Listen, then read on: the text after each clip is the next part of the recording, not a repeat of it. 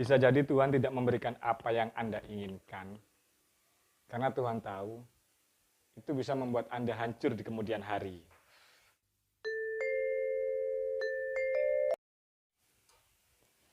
Pernahkah Anda merasa kecewa dan sangat frustasi terhadap dunia ini? Pernahkah Anda berpikir bahwa dunia ini sangat kejam, tidak adil, dan brengsek? Nah, hal itu bisa terjadi karena kita punya konsep ideal terhadap sesuatu.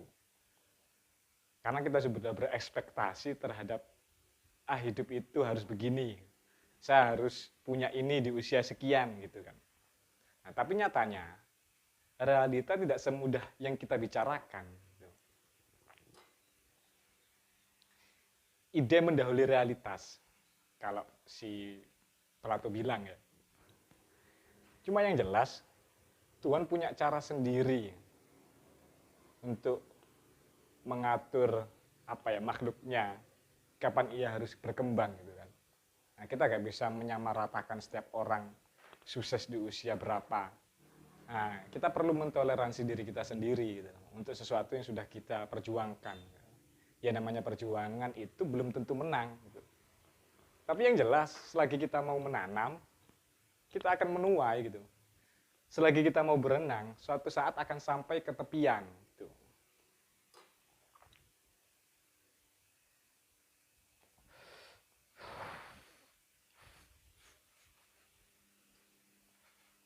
Lantas apakah salah berekspektasi? Enggak salah. Tapi kita perlu ukur kita.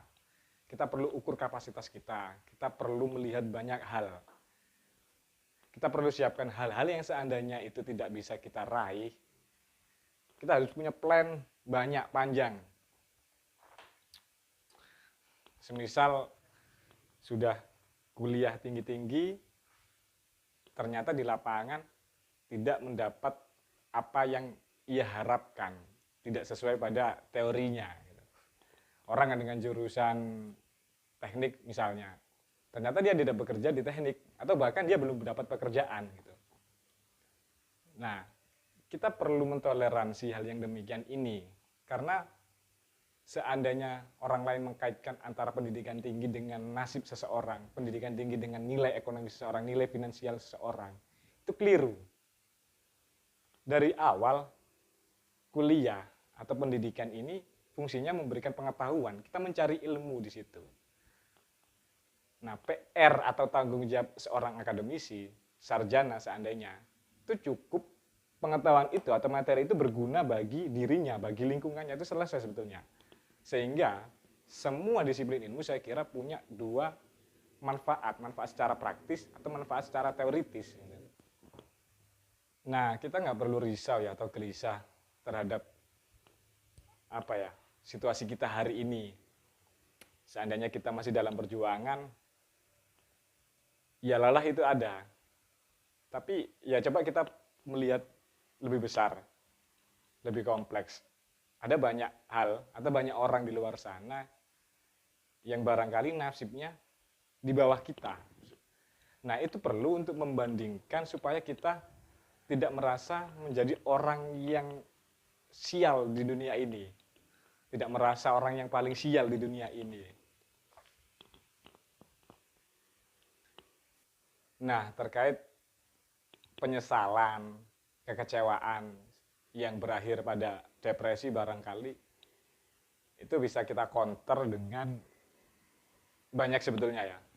Termasuk mungkin religiusitas, atau kita kembalikan pada agama, kita kembalikan pada Tuhan yang Maha Kuasa, atau kita bisa alihkan emosi itu pada hal lain gitu kan. Karena sebetulnya emosi naik, logika turun, dan sebaliknya. Ketika kita merasa frustasi, emosi kita sedang naik, sehingga kita nggak bisa berpikir secara jernih.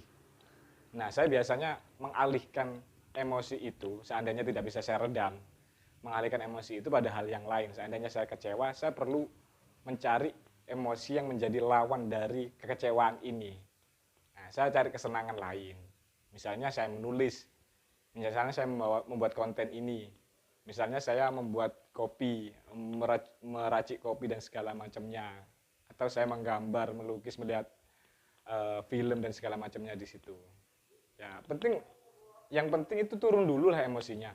Baru ketika turun, kita bisa berpikir secara jernih. Seandainya kita mengalami kegagalan, kita bisa mengevaluasi kegagalan itu yang kiranya tidak akan terjadi lagi di kemudian hari gitu.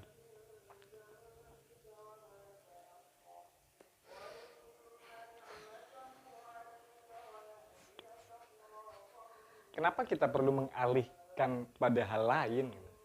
Karena sifat alam bawah sadar atau susunan saraf kita ini tidak punya yang namanya penghapus ya.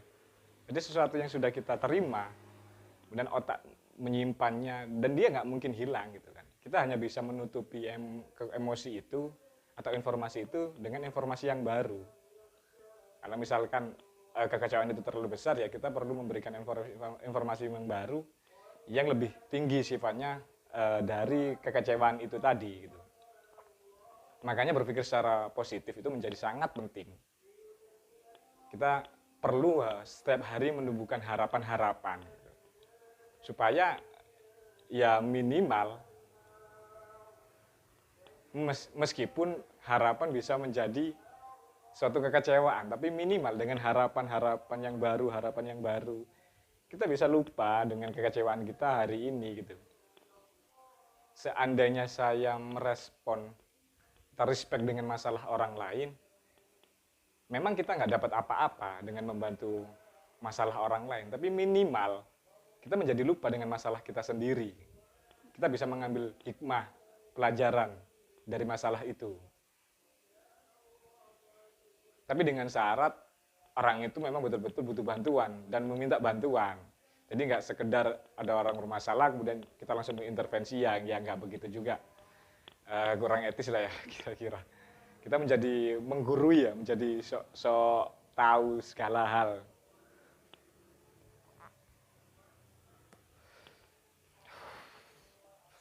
Yang jelas dunia tidak sekejam ini kok saya kira.